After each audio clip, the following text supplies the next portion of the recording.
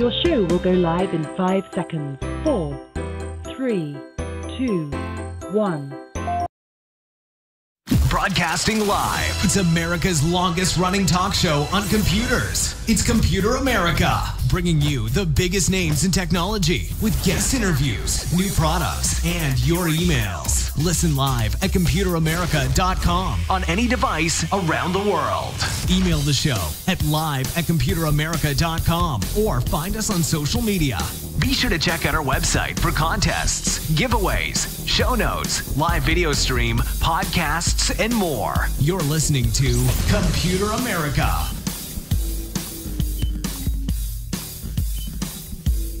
Hello and welcome into the Computer America Show. We are the nation's longest running, nationally syndicated radio talk show on computers and technology. Welcome into another edition of the program, and I hope all of you are having a great day and ready for some Linux. That's right. I know, that's a sentence you rarely ever hear, but you should probably hear more of it. Well, today's show is dedicated to everything Linux, and of course we're joined by our correspondent and Marcel Gagne, Cooking with Linux.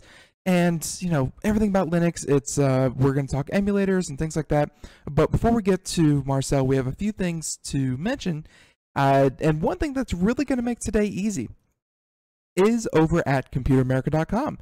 Right there, find today's program, and you'll find show notes. Show notes that have everything that we're going to talk about here today, including links, including videos. Just everything that we reference will be in the show notes. Very, very simple. Another thing to mention is, of course, the social media contest, where on Friday we will be announcing a new winner for Computer America, and we give away a prize from Logitech every single Friday. Yeah, every single Friday. And hey, we could be reading your name live on the air here, well, on Friday. And the last thing is, of course, the live video stream, where you can see myself, you can see the show notes, you can see videos.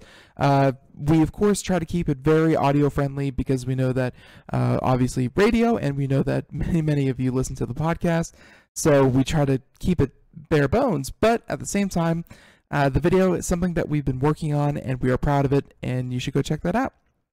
All right, so with all of that out of the way, let me introduce, once again, this is, of course, one of our, I'll admit it, one of our fan favorite. Of course, I don't say that about every correspondent, because I totally do. But our fan favorite, Mr. Marcel Gagne, and he does Cooking with Linux. He is an author, and of course, hey, just an all-around very fun guy to talk to. So, Marcel, welcome onto the program once again. Well, thank you. I'll bet you say that to all the boys. Of course I do. And I also said they have very, very pretty eyes. But with that being said, of course, welcome back onto the show. Glad to have you here. Thank you. Thank you. How have you been? How have you been? I've been doing just fine. I'm not getting anywhere enough sleep, but that's why we make coffee. That, right. I'm doing okay. It's summertime. I'm spending a lot of time out in the backyard, in the pool with my kids. So I can only complain so much. And of course, for any new listeners out there, you are Canadian. We don't hold that against you. Thank you. And really, Canada, of course, from an American point of view, I thought it was just polar bears and snow year round. Surprising. Well, almost. We do get like a few weeks of warm weather here, where we can't actually get into our bathing suits and so forth. Although we do wear short sleeves and shorts in the wintertime as well, though. So I'm. Right, but of course, when the warm weather comes, it's when the mammoths thaw, and then you have the permafrost. Yeah, I hear you. But did you just say when the mammoths thaw? Yeah. Oh wait, no, that's Siberia. I always get the two confused. But so now let's of course focus back in on, of course, Linux, and you are the Linux correspondent. You are the gentleman that comes on the program here every single month, third Thursday of the month, if anyone wants to mark their calendars. And we talk about different subjects every single time. And, I think last time we talked, of course, things like starting up your own Minecraft server. We talked about, ransomware and things like that. A lot that has to do with, different aspects of Linux, because it's not all about what's the newest distribution. It's not all about how to, revitalize that 15-year-old laptop into something useful. Linux has a lot of different applications, and I'm happy to say that today we have one that, it's tangential to, I think, something that we've talked about here on the show before. I would kind of call it kind of the sister of a virtual machine in its own right, but it's a very specialized virtual machine. And today we're going to be talking about emulators, correct? Yes, we are. Yes, we are. And just in case anybody's curious, because we can't leave this part of the show, but today's wine, of course, because we have to have today's wine, and for whatever reason my camera is not on today, so you can't actually see me drinking, but right. But I am drinking a 2015 Passion of Portugal. Although on the bottle, you don't really see the F Portugal. It's in little tiny letters. And it's a red wine from the Douro region of Portugal. It's a medium bodied, though it's actually a fairly dark red. It's a nice deep dark red. And as I'm fond of sharing on this show, I mean, every once in a while, I suppose I should come on and just totally throw you for a rather expensive spin, but I like to share inexpensive wines that are great, like everyday things that will not break your bank account. So this one, like I said, is definitely fits into that mold. Up here in Canada, this thing sells for just under $8 a bottle, which is dirt cheap, really, when you come right down to it. But it's a nice wine. It's a nice, inexpensive wine. It tastes nice. It works with just about everything. And, it's the sort of thing that you can sit down and, drink while you're watching iZombie. Have you been watching iZombie? I have not. That's on. Shame on you. That's on Netflix, right? Yeah, it's on Netflix. Isn't the whole world either Netflix, Amazon Prime, or Hulu these days? At this point, are there actual TV stations left around? I mean, maybe you can check that for me and let me know. Let me know when the show where you talk about any existing TV stations, and I'll make sure to tune in that day. I'm just kidding. To get off topic a little bit, that's actually the next big move I'm trying to make in our household. Is that, of course, we have DirecTV, if I was to put a name to it, but you're right. I mean, even the cable offering, I think for a lot of people out there, if you have, I think everyone has Amazon Prime at this point. That's just, you're an American citizen, you get a driver's license, and you get your first Amazon Prime membership. Like, those things go hand in hand at this point in America. And I think Netflix is now something mandatory you have to have. And I think Hulu, is the last kind of piece to the puzzle. But if you have access to all three, I'm trying to find a solution, and I'm kind of leaning towards the Roku and Apple TV. I'm trying to decide between the two. I really have a hard time justifying cable television at this point. We do too, and we'll get off this boat in just a second here. But right. I do have a Roku here. I have a PS3 in the basement. No, I don't have a PS4 yet, but I've had my PS3 for a number of years now. Mm-hmm. It was a birthday present a while back, and I use it to tune in to Netflix primarily. Amazon Prime, despite the fact that I do have Amazon Prime, even up here in Canada, Amazon Prime Video is available now. I have to admit that other than Man in the High Castle, I haven't really watched much of anything on Amazon Prime. Who knows? Maybe that'll change at some point. But I get Netflix is it's been around for so long, and it works so well, and it serves all my purposes to the point that it's the go-to place for just about everything. But yeah, I do like my Roku, my PS3. The only thing that bugs me about it, of course, is that now it's dated, and I'd like a PSVR system, and I can't justify the money for that one. Yeah, and of course, but PlayStation does have, I think it's like PlayStation, like Vue, I think VUE, where you can actually get like a cable subscription, or like a pseudo cable subscription through the PlayStation Network. I think that's something that's available. I'll have to double check on that. I don't actually know. I never actually checked that one out. I sort of use the services that we've got, and to be honest, my kids these days, I have two boys, and I have a 10-year-old and a 13-year-old, and like 99% of what they watch these days is YouTube videos.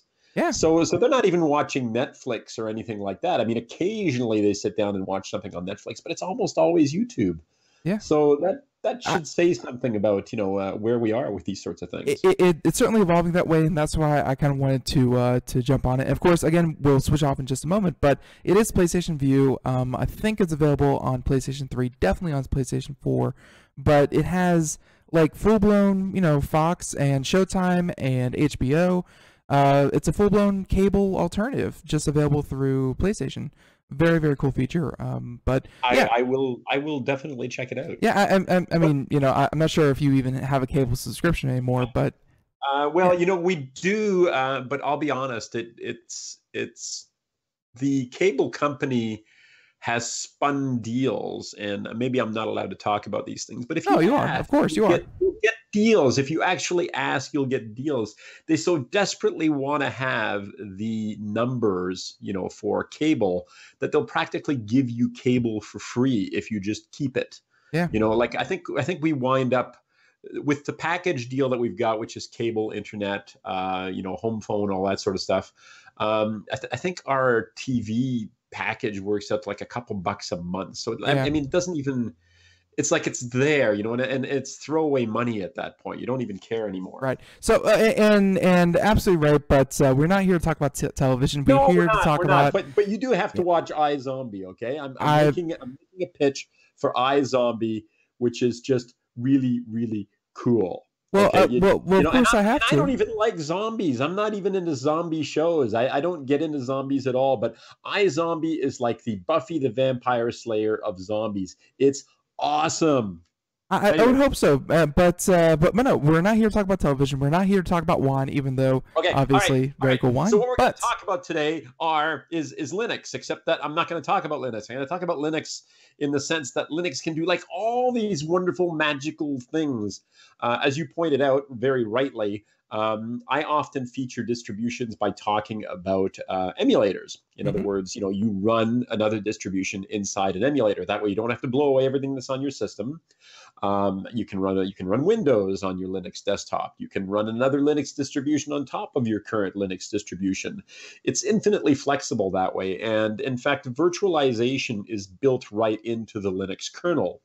So virtualization, I mean, you don't even have to install additional software. If you've got anything resembling a modern computer, and I'm talking about anything that's been made in the last 5 years here. So, anything even remotely resembling a modern computer, it will be able to do processor level virtualization, which is built into the Linux kernel. So it's there's almost no work whatsoever in terms of, being able to do this sort of thing. And there are some great visual tools that make it, I mean, you could actually do this from the command line if you wanted using KVM. But as you know, I've mentioned AQEMU is one of the ones that I'm rather fond of. I've mentioned Virt Machine, all of which take advantage of this built-in virtualization, but give you a nice graphical interface to work with. But a long time ago. In days of yore, right? In days of yore, when I first started playing with computers, I should, one of these days when we've got like lots of time, because we don't at the moment, but I should tell you the story of, my very first computer. But my first serious computer, okay, the thing that made me think I must have a personal computer was actually something called a Commodore PET. All right. And Commodore was this little Canadian company. Yes, actually, Commodore Business Machines, although Commodore has some weird history. Like, I've heard of the Commodore 64. That one is burned into my brain because everyone references it, but I've never heard of the Commodore PET. The Commodore PET was kind of the first one. It was aimed, this thing came out in 1977, if I remember correctly. And it was designed primarily at educational institutions, things like that. It wasn't really, PET, if I remember correctly, stood for Personal Electronic Transactor. Yep. Isn't that a great name? Personal Electronic Transactor. Anyway, so the PET was aimed primarily at, businesses. It's like, hey, businesses can have this, or institutions can have a computer and so forth. But it didn't really hit the consumer market. All right. It was one of the first big microcomputer companies, Commodore Business Machines, which was actually based out of Toronto when it became Commodore Business Machines. But it launched in the early 80s a whole pile of computers which basically changed everything for the computer industry. And their thing was they had some notable computers for the masses or something like that. There was but basically they went into the idea that, you know, computers could now be cheap enough that everybody could have one. And I mean everybody. And we'll figure out whether it's useful for people, you know, like take away the history of the Mac, take away the history of the IBM personal computer and so forth. Commodore was the company that said, you know what? Commodore should be in everybody's home. They're the company that really pushed this in a big way. And you know, for a guy like you, who's, you know, like just a puppy, you don't actually remember this stuff. Well, no. I mean, by the time that I started to come around, you know, my first computer ran Windows 95, and I think at that point, you know, you're right. A lot of this groundwork had already been laid, and it was to the point where people weren't questioning, do you need a computer in your home? It was just, you know, you kind of need one. But yeah, I never grew up in a day and age where computers were optional. Well, Commodore is the company that got it into everybody's head that, of course, you're going to have a computer in your house. And like everybody wanted a Commodore computer. Now, it didn't happen with the PET. The PET was this all-in-one box. It had a screen. I mean, like I said, if you go to Wikipedia or something, you can see a picture of the PET. Maybe I should include a picture of the PET on the... right, and if you're watching... a picture of the PET screen in the show notes, but I don't... If you're watching the live video stream, then we have the Commodore PET Wikipedia page open, and excellent. It's adorable. I can see why they call it the PET. It's a little compact, and by today's standards, antique. Yeah. So I actually rented a PET. I mean, I was living at home at the time, so I mean, I'm a teenager living at home, and I rented a PET. And, you know, and I paid, I forget, some ridiculous, like all the money that I was making at the time, I paid it all so that I could rent this thing. And I rented it for 6 months.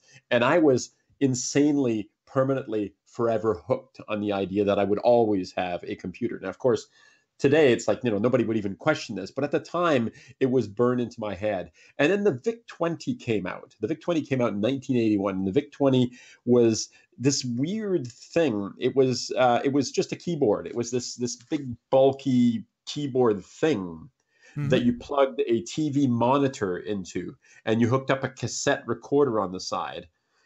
Kids, cassette recorders, and go look it up. Anyway, so you had a cassette recorder on the side, and later on, I think you were actually able to get a diskette drive that would plug into it, but it was just a cassette drive that played into it. So you put little cassettes that you would load programs off the cassette and write programs back onto the cassette. And what the VIC-20 and the Commodore 64 had were also cartridges. Like think Nintendo and you know, and Intellivision and stuff like that had cartridges that you could plug into the back. So not only was it a computer that you could program and, you know, write your own programs, write your own games, and they weren't always games. I mean, they could actually be useful things like you know, a database or something like this, or a word processor. In fact, I wrote some of my first stories. Well, actually, I wrote them on a typewriter, but my first computer stories were actually written on a VIC-20 and then on a Commodore 64. So I actually had word processors on this thing. I wrote a BBS that worked off a Commodore 64. But I digress. And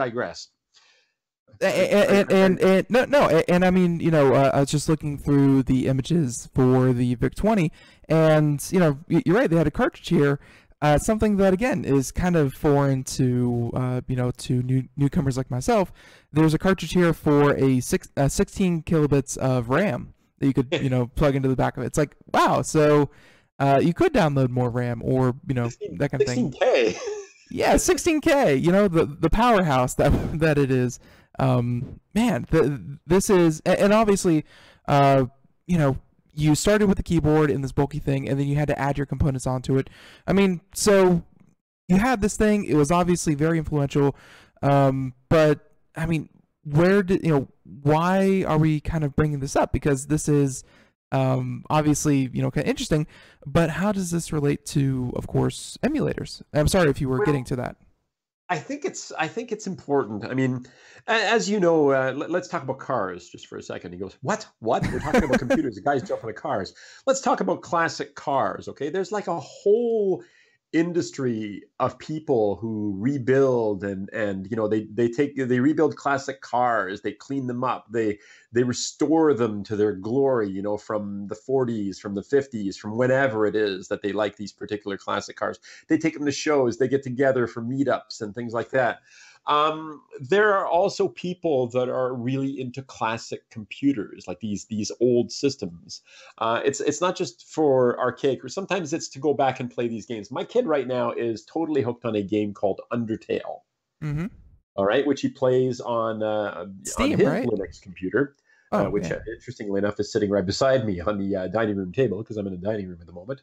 And he's playing this game called Undertale, which he plays on Steam. Yeah. And this thing is like 8-bit graphics. It's like from the time of the Commodore 64. Okay? And he is totally, completely hooked on this game. A bunch of his friends at school, you know, the friends that he knows, you know, in the neighborhood, they play Undertale. They chat about Undertale. They watch videos on YouTube about Undertale, you know, and yet it's these old archaic graphics. So surely there's some attraction to these sorts of things. And there are people who some of the first computer games that they played were on things like Commodore VIC-20s, Commodore 64s, that sort of thing. They remember plugging in those game cartridges and playing them. I remember very fondly some of those games myself, and, you know, spending hours learning to play these games. And you had to have a lot of patience back in those days, because it would actually take, you know, a couple of minutes for the game to load into the computer's memory just so you could play it. Mm-hmm. Okay, so this was, you know, this required patience back in the day, but there are a lot of people that are still interested in that. The cool thing is that you don't actually have to go out and find this old hardware and somehow find some kind of a converter that will hook up to a modern flat screen television, because frankly, that's a little bit hard to do nowadays. But you know, you probably, you know, it's hard to even explain those old plugins on the back of, you know, old televisions. But what we can do now is we can emulate all sorts of different pieces of hardware. So what we can do on a Linux system isn't just emulate a modern computer, Mm-hmm. and, you know, run a distribution or run something like that. We can emulate all sorts of hardware. And I'm focusing on Commodore today, you know, because I don't want to talk about absolutely everything.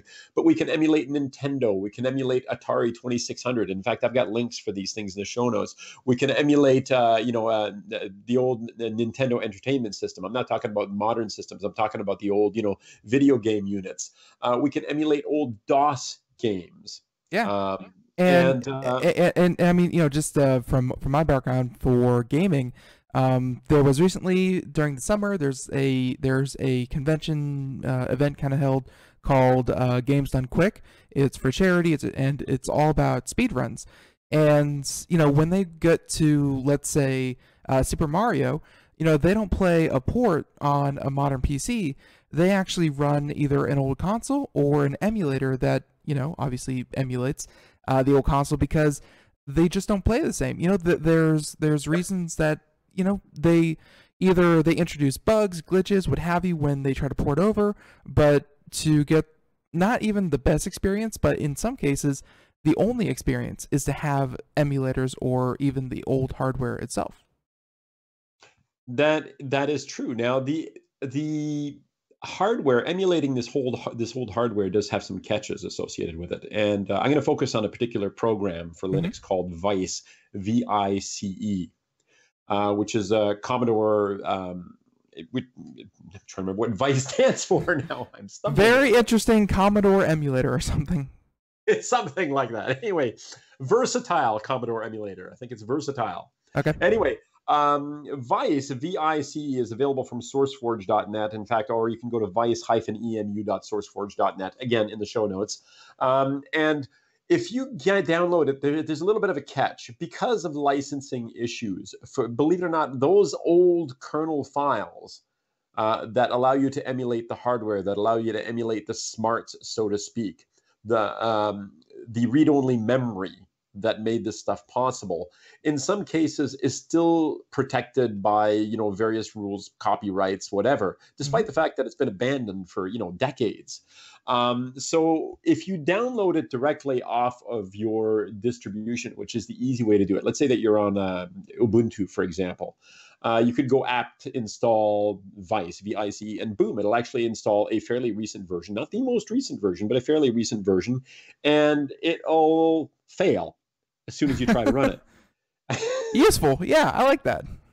And it fails because it doesn't include those particular files. Then you have to go out on the internet and find the files. So what I have suggested that people do, and in the show notes, there's a link to a YouTube video, Cooking with Linux YouTube video, where I outline these steps completely for the Vice emulator. What you do is you download the source code. This is not scary, people. Okay, this is one of those things. This is one of the beauties of being able to work in an open environment like this, is that all these tools are available to you. They're available free, and they're available with your distribution. Often they're pre-installed with your distribution. So you download the source, you extract the source, you configure it, and you compile it. This is a few steps. If this sounds really scary, watch the video, follow along with me. It's really not that complicated, okay? And the reason I mention the source is that if you go right to vice-emu-sourceforge.net, vice-emu.sourceforge.net, you will find the distribution files, the source code rather, includes all those binary blobs, all those, the kernel files, the things that allow you to emulate the specific hardware that you're actually going to need to run. Right. Okay, so all that stuff is included in the source. That's the reason for going that route. You can, if you don't want to compile it, just install the stuff from your distribution, but then you're going to have to go out and find a website where, let's face it, Google is your friend. It's not difficult to find this stuff. But you're going to have to find the files, install them in the proper spots. And frankly, my way in the end is a heck of a lot easier. Don't be scared by the fact that I said compile, okay? If you follow the instructions, it's not that difficult. Right. So and so we follow your instructions, and we now have, I assume, a working version of, obviously starting with the Commodore emulator? Yeah, well, what you're going to wind up with is several emulators. This thing actually comes with a whole pile of them, and I focus on three of them. I'm focusing on three of them. One of them is the Commodore VIC-20.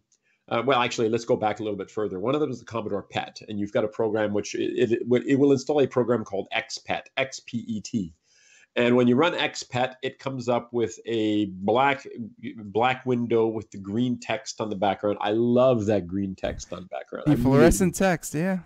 It is so awesome. Anyway, you will wind up with a screen that looks like that, which allows you to type in code and run a program. And if you don't know how to do that, again, this stuff is all freely available on the internet. There are programming guides that will teach you how to program in Commodore BASIC.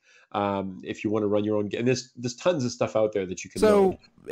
And so the question I have for you is, yes. I mean, how is the community? Because I know with a lot of other online communities, sharing is a big part of it. Are there people who still, write programs or, kind of share their own stuff with one another, or is it strictly kind of a learning tool or even like a throwback tool? Yeah, yes to all of them. The communities do exist.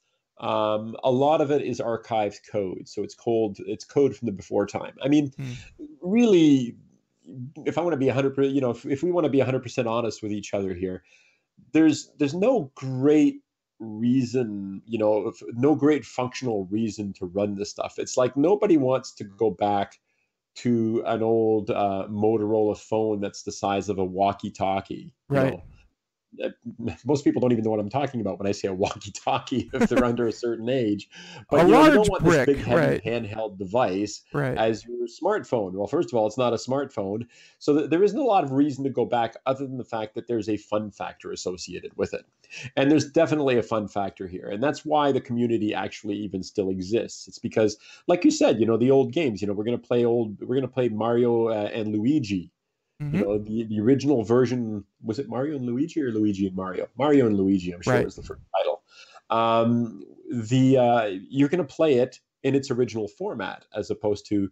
Have you gone and found Ready Player One yet? I think I told you last episode you should go find Ready Player One and read it. Yeah, I've now, I did to you what I do to all my college professors, and that is, oh yeah, I'll get right on that, and then test time, and I'm like, oh crap, yeah. But no, for the movie. I know you're gonna wait for the movie. You're gonna wait for the movie to come out this fall. I heard that they were making that, yeah, and so far mixed reviews. But no. But hey, Marcel, music means we're flying right through this, and we'll get back to emulators, to many different kinds and games and more. So everyone, Cooking with Linux, Marcel Gagne, and our All Linux show here today. We are all Brother Wolf. 10 years ago, a group of locals banded together to create positive change. We took animals into our homes, held adoption events at local retailers, and talked to the community about our mission to help build a no-kill Asheville. A decade later, we have achieved so many victories for animals in need. There's been so much progress, yet there's still so much to do. As part of our year-long celebration, we encourage you to become a member of our special Compassionate Circle program. With a monthly donation of $10 or more, you will have behind-the-scenes access to the work we are doing at Brother Wolf. Our goal is to reach 1,000 members because we receive no government funding. Working together, we can help build and sustain no-kill communities. Learn more at compassionatecircle.bwar.org. We are a 501c3 tax-deductible organization.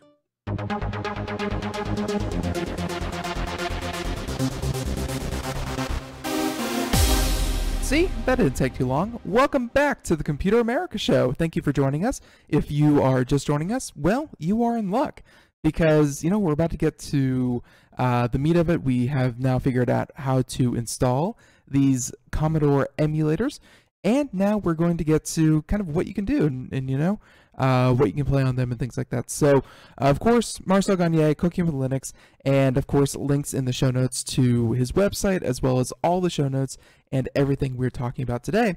But yeah, and Marcel, welcome back. And so, all right, and we're just kind of getting back into playing, kind of the uses for this.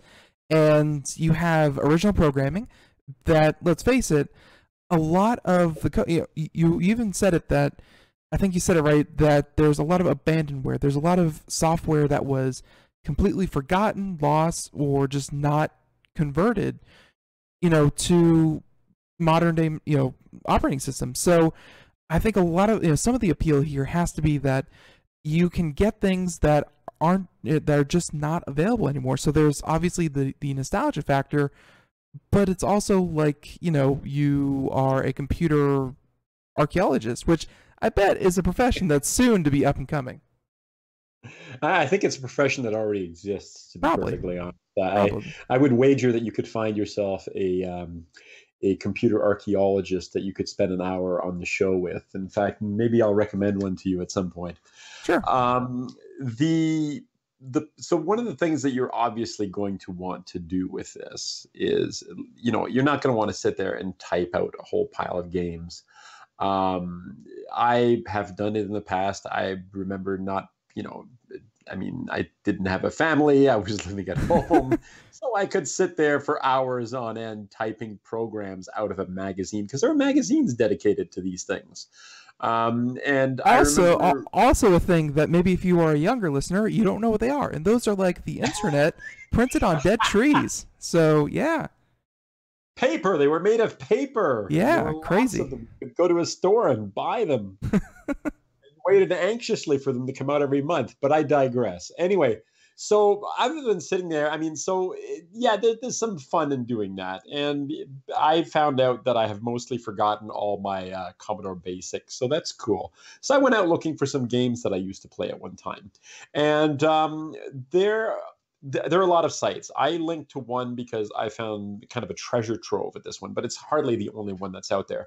One of them is called coolrom.com, COOLROM.com.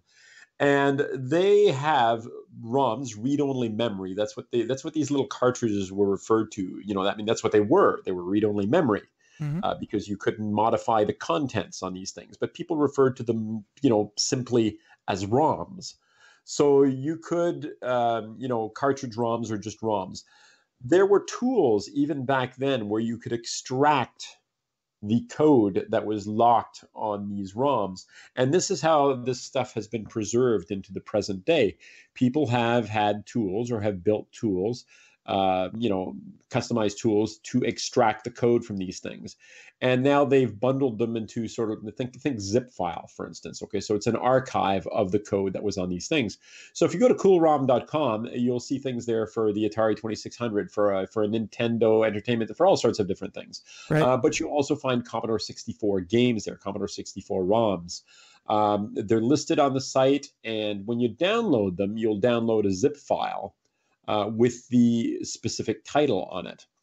And in the case, the example that I use in the video and the YouTube video, the Cooking with Linux video, is a game called Bobble, which I played quite a bit a long time ago, but it turns out that I actually don't remember how to play it very well. I was terrible at it. I've heard of that. I need to Google that. Let's see, Bobble. Bobble. It was great. It was a platformer type game where, like a bit like Lode Runner, a bit like Pac-Man. You had characters which could eat you up, could destroy you, and your job was to avoid them and make it out of the maze. And you would do it by jumping up and jumping down and moving left to right and firing bubbles at them. And when you fired bubbles at them, they would encapsulate the monster, and the monster would float up away out of the screen. Right. It was a great little game. I wasted hours on that one as well, but I used that one as an example in the video. And what you do is you've got a zip file, you download it, you extract the zip file, and inside the zip file, you're going to find yourself hang on a second. What is the file called? Let me just go to games here on the system in front of me. It's a .tap file, .tap, which stands for tape. Okay. Okay. I also downloaded Indiana Jones and the Fate of Atlantis, which was a 1992 game. But to load a tape file takes a little bit of patience, because a tape file has to load at the speed that it used to load a long time ago. So I know this sounds weird, but if you're going to emulate the hardware and you want the game to play normally, you have to build the speed. You have to create the speed of the machine at the speed that it used to work. Otherwise, the games would be unplayable. Right. You understand what I'm saying, right? And I would assume, because obviously tape, we are used to, or at least I know I'm used to, RAM and things like that, where you could access any part of the game at any point. Tape, I can imagine, you start at one point and you end at the next. There's not skipping around or moving around. It's just you load the whole thing into memory and it plays it just like a video cassette or something else. Beginning to end. That is kind of basically how it worked. And of course, remember, you only have a few K of RAM in which to load this thing, right? Right. So it does take a little bit of patience. But anyway, so you type Alt-T, you go Alt-T, which is basically attach a tape file, and then you point it. You'll get you'll be able to navigate to the different folders on your system using the emulator, and then you go to the .tap file. You type the .tap file. You wait a minute and a half or whatever it takes for it to read the tape, so to speak, and then the game is loaded, and you can play it like you would have played any game back in the day. You can switch to a full screen mode. I use a windowed mode in the screenshots that I use in the show notes, and in the YouTube video as well. But you can also go to a full screen mode if you want, the big screen effect for playing these games, which is probably what you want to do if you're, really wanting to get in there and play some of these old things. Right.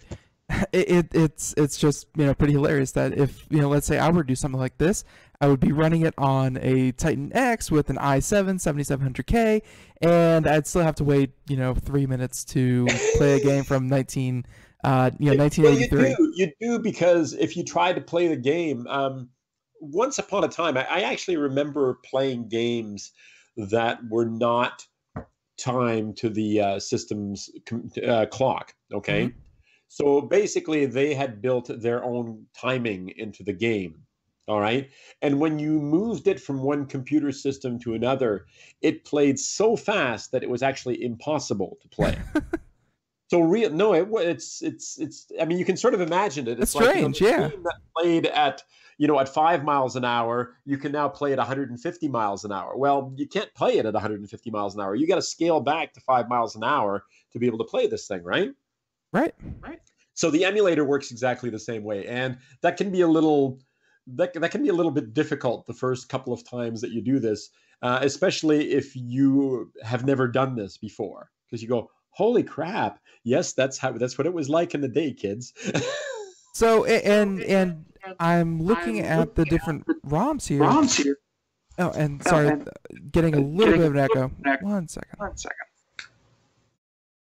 And are you geeking out on the titles? No. It's I was getting a little bit of an echo from your end, but it cleared up now, so we're good to go. But I was looking at some of the titles here, and I've played a lot of these with their ports from to Game Boy, to Nintendo 64, things like that. So there's a lot of games here. I think that nostalgia definitely plays a large factor in this. Well, and you're playing it in the original version as well. You got to remember, or as close to the original version as you can get, because yes, a lot of these games have been updated, okay, but they don't look anything like they used to. They may have the same titles, but they don't look anything like they used to. So there is something fun about that. Anyway, so Vice, a whole bunch of different systems that you can play. I really think that it is worth your while, especially since this was, sorry Apple, sorry IBM, the company that launched the home computer revolution was actually Commodore. That's the company that started putting computers in everyone's home. That's the company that deserves the title for the one that created really the first computer for the masses. So it is worthwhile for that reason, if nothing else. I think for a lot of people out there, though, I mean, Commodore isn't really much of a household name anymore. Apple certainly is. Commodore just doesn't have the current presence of mind that Apple does. So no, it doesn't. But it was the first system that hit a price point. Heck, there were Google the ads. I got to include that in the show notes as well. Google the ad with William Shatner. William Shatner did ads for Commodore. I just remembered this. I got you covered. Just 1 second. It must be kind of awesome to look at. This flashed into my memory here. Yeah, and just hold on just a second, Marcel. Let's see. Oh, he's looking for it. He's Googling. He's looking. I actually have it. So it's very quiet though. Very very quiet for some reason. So let's see. Why buy just a video game from Atari or Intellivision? Invest in the wonder computer of the 1980s for under $300. I don't hear anything. Yeah, unlike games, it's a real computer keyboard. Yeah, I'm playing it, and unfortunately, I don't know if everything was just quieter in the 80s, but I'm playing the video. If you're watching the video portion, it's there. I'm sure that you'll find the one that I'm looking for. But yeah, William Shatner, of course, in a space backdrop, and he's praising the VIC-20. There he is. Yeah. Star power. It's awesome sauce, man. It's awesome sauce. Okay, let's move away from the Commodore from Commodore for a moment. But seriously, I want to give the nod today to Commodore for launching the home computer revolution. Seriously. Yeah. Apple, sorry dudes, you're not the ones, okay? Sorry. Microsoft, yeah, I know that you had, the IBM PC stuff and so forth, but it wasn't affordable. Not everybody could have one of those things. Everybody could have one of these Commodore things. Right. So that's why it made such an impact. That's why it was such a big deal. Gotcha. So just say it. Yeah. DOS. So DOS. Now. Oh, okay. All right. So I'm gonna go with just another emulator here. Okay. Sure. Okay. I'm going to jump ahead. I'm going to go back to DOS in just a second here, but I'm going to jump ahead, okay?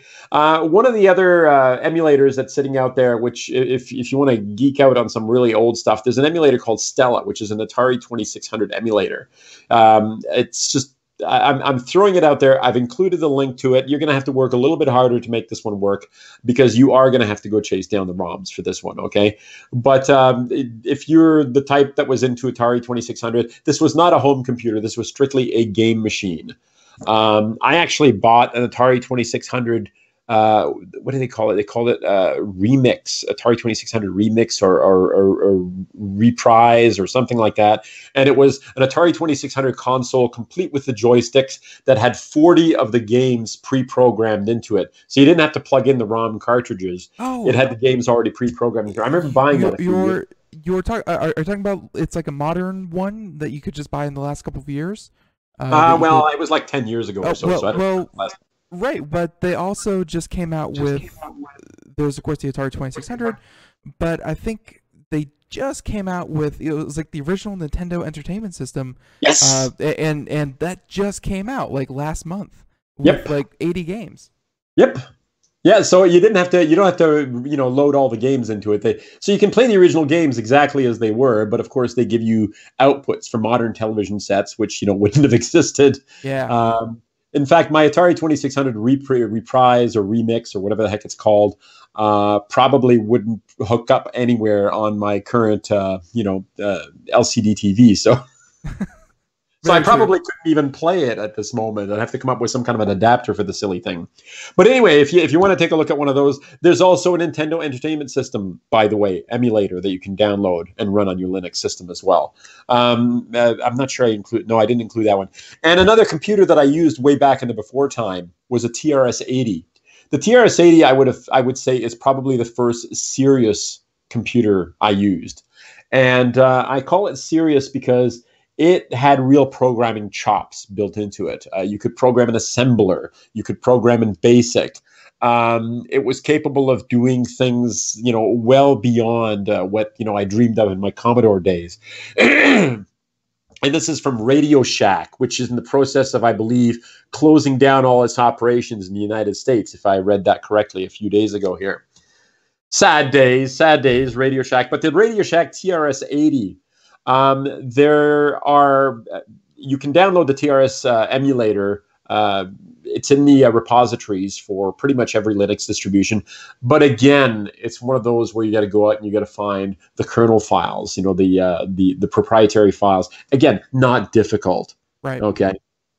But the Linux distributions, to avoid getting into potential trouble, don't include them. Gotcha. All right, so you got to go hunting them down. But the TRS-80 was my first kind of serious computer. It's the one that I wrote my most extensive programs on.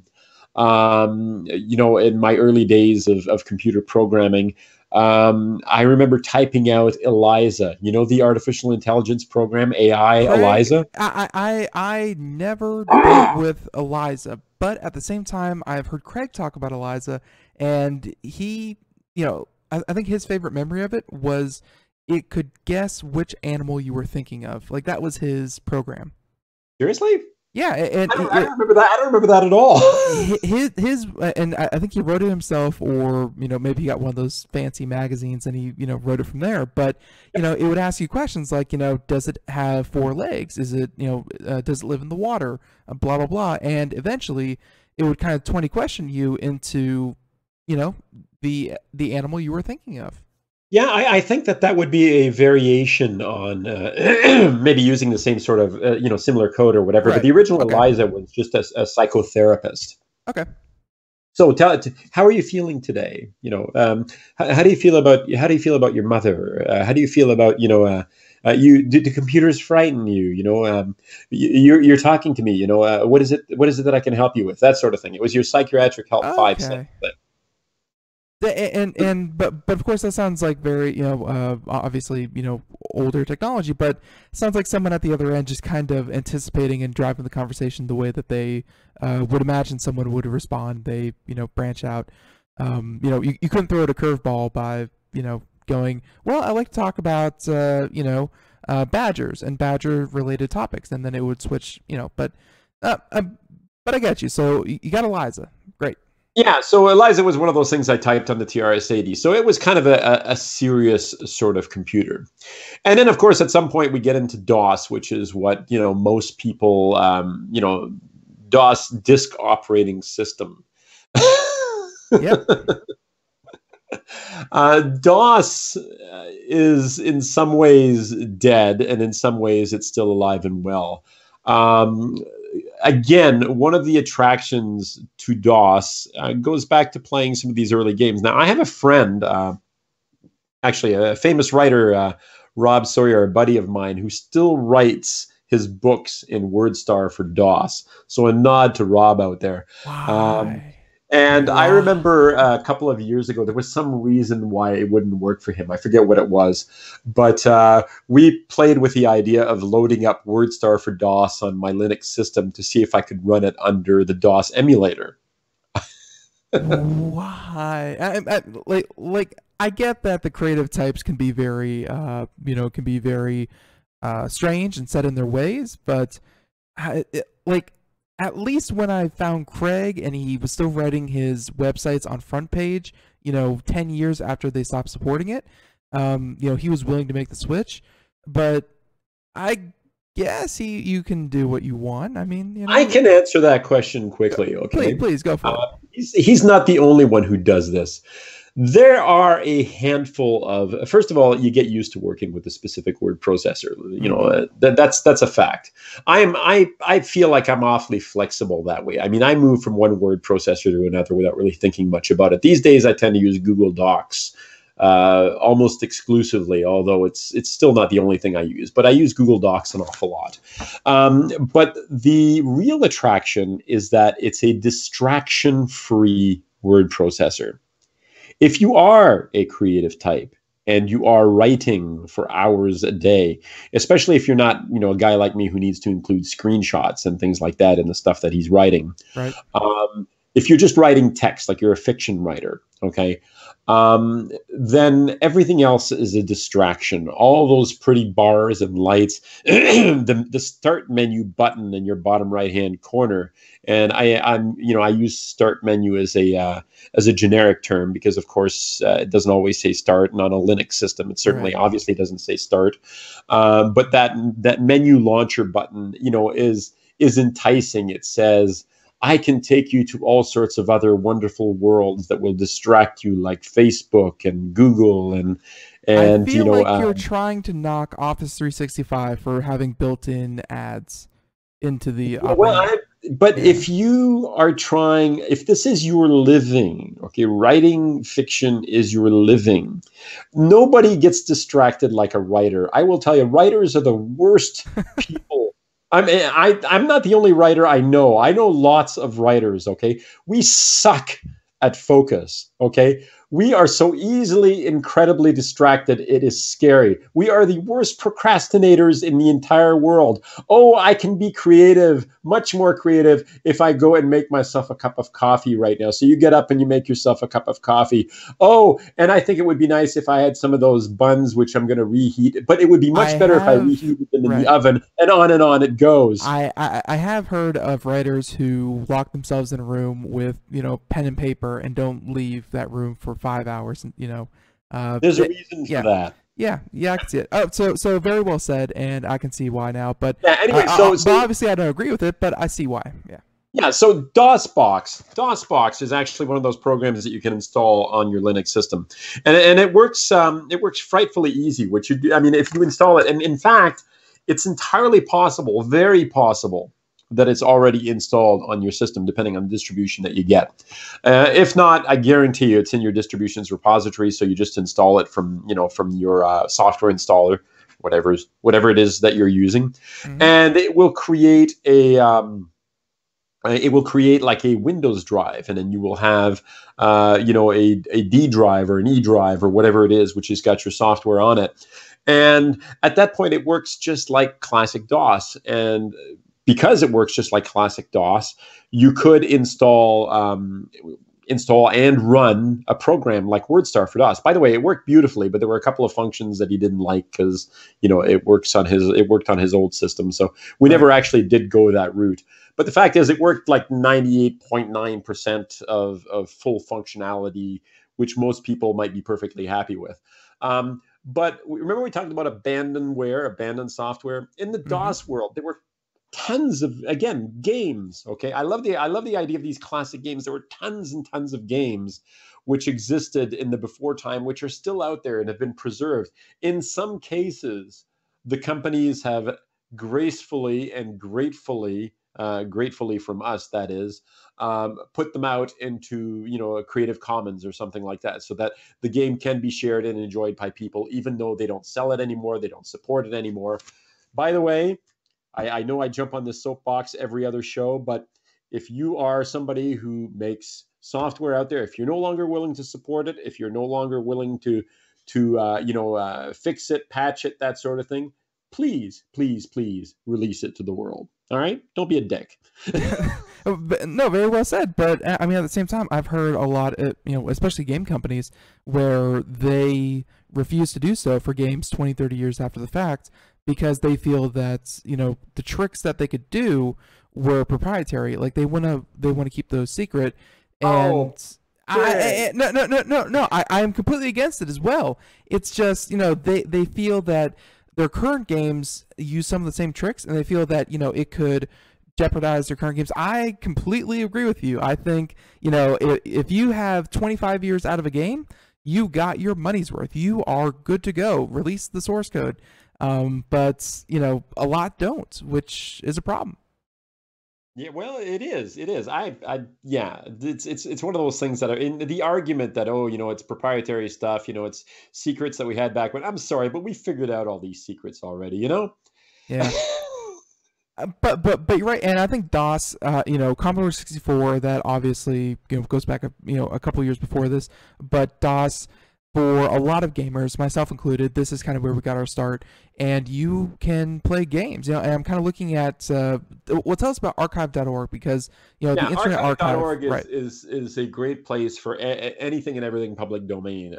It is the Internet Archive, the Wayback Machine. If you want to go back and see what your website looked like 10 years ago, 20 years ago, you go to archive.org. It is absolutely fascinating. But archive.org also has old radio shows, old TV shows, sound clips, programs, documents, books, audiobooks, all sorts of things. It is this incredible treasure trove of everything you can think of, including old games and old programs. And it is definitely a place that you want to spend some time if you're trying to find some older stuff. There's also the DOS Games Archive. I give a link in the show notes here, dosgamesarchive.com. One of my favorites is actually Abandonia, www.abandonia.com. Just think abandoned software, abandonio.com. Mm-hmm. And they have some great write-ups. If I remember their thing correctly, it's just like a handful of, literally a handful of people who make and update and take care of this thing. But there are tons and tons of old DOS games, and I've actually gone in there and downloaded old stuff and extracted them onto my PC and run them under DOSBox. That's the program, by the way, under Linux, DOSBox, and run them from there. It is, like I said, it's just wonderful. There are descriptions. There are places. Going back to the internet, but Abandonia, remember that one. I know I can see the time running out here, so I'm going to jump back to the Internet Archive. Right. One of the things that's cool about the classic PC games on Internet Archive is you can actually run them in your browser. I just did that for anyone watching the video portion. I just loaded up and started Mario and Luigi, the original game, and it plays right there in your browser. Super cool. Yes. Yes. That's the cool thing. So what they do is they use DOSBox in the same way that you would do it on your PC. Now you're doing it in the browser. So if you don't want to go to the trouble of downloading and having a local version, which is not the local version, by the way, will let you, save your scores and things like that. So, there's a reason for doing it locally as well. And then you can do the whole full screen thing. But if you just want to go directly to the Internet Archive, you can actually play these things in your browser, It's and there are tons of them. There are lots and lots of different things. You could waste the next 10 years of your life going through these things. You can waste the next 10 years of your life, as the people 20 years ago wasted 10 years of their life 20 years ago. You can definitely relive it. But Marcel, you are absolutely right. And unfortunately, we did not get to everything in the show notes. So hey, people, homework. I know, but homework. You can check it out again, computeramerica.com. So hey, Marcel, what are you up to besides playing old games? Oh, just the same stuff. Listen, I'm gonna redirect people to my cookingwithlinux.com website. Go to youtube.com, look for Free Thinker at Large. My Cooking with Linux videos, my gaming videos are up there. I do gaming videos as well. Please subscribe, share them with people, give them thumbs up, all that sort of stuff. Tell your friends, your enemies, your neighbors. I don't really care who you tell. 60 seconds. Other than that, I'm just trying to, stay on top of all this stuff. And you can also check out my Flipboard magazines, again, in the show notes, where I link to all the interesting Linux stories that I find out there on the internet. Very well said. And everyone, please check out the show notes. I know he got it in, and Action Pack Show. Thank you so much, Marcel. And hey, you're welcome. Thank you. We'll catch you next month as well. All right. So yep. Take care. So everyone else out there, thank you for joining us here on Computer America. And, join us here tomorrow. Same time, same place, 4 p.m. to 5 p.m. Eastern, as we have on the program the man himself. Or actually, no, I take that back. Orvet Genetic Pet Care. Yeah, interesting. So, hey, everyone, we'll be back. Computer America. Have a good one. Bye-bye, everyone. 10 seconds.